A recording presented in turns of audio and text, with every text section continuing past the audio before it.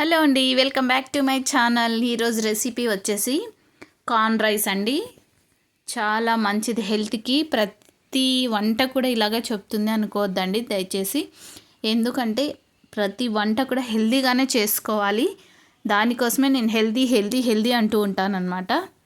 Corn fibre కాబట్టి హెల్త్కి మంచిది. దీని ప్రిపరేషన్ ఏంటి ఇప్పుడు చూసేద్దాం.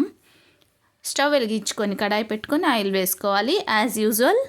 ఇప్పుడైతే స్పైసెస్ యాడ్ చేసుకోవాలి. చెక్క, లవంగ, షాజీరా, ఇంకా అనాస పువ్వు అండి.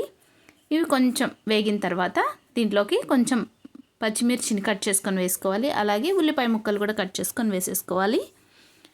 వీటిని దోరగా వేయించుకొని ఇప్పుడు ఇందులోకి మనం కార్న్ వేసుకోవాలి. నేనైతే స్వీట్ కార్న్ తీసుకున్నా. మీరు మామూలు కార్న్ తీసుకున్నట్టయితే కొంచెం ఎక్కువసేపు మగ్గనివ్వాలి సిమ్లో పెట్టుకొని.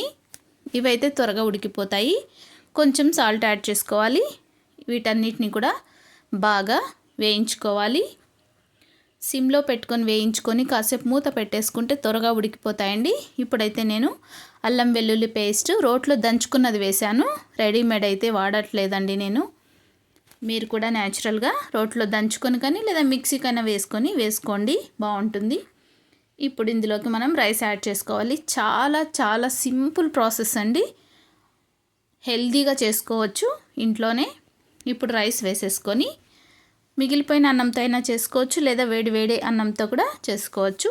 ధనియా పౌడర్ వేశాను, అలాగే రెడ్ చిల్లీ పౌడర్, ఇప్పుడు గరం మసాలా పౌడర్ కూడా వేసుకోవాలి. ఇప్పుడు ఇదంతా ఒకసారి మిక్స్ చేసేసుకొని నేను నువ్వులు యాడ్ చేస్తున్నా. నువ్వులు కూడా హెల్త్కి చాలా మంచిది, మంచి ఐరన్ అన్నమాట. అందుకనే కొంచెం నువ్వులు కూడా యాడ్ చేస్తున్నా నేను. అలాగే కొంచెం టేస్టింగ్ సాల్ట్ అండి. మనకు రెస్టారెంట్ స్టైల్ రావాలి అంటే కొద్దిగా అయినా టేస్టింగ్ సాల్ట్ అనేది వేయాలి. మనం ఎప్పుడు రొటీన్గా తినం కాబట్టి, రేర్గా తింటాము, ఏం పర్లేదు, కొద్దిగానే కాబట్టి నో ప్రాబ్లం అండి. చివరిగా కొత్తిమీర వేసేసుకుంటే అంతేనండి, మన కార్న్ రైస్ రెడీ అయిపోతుంది. Thanks for watching.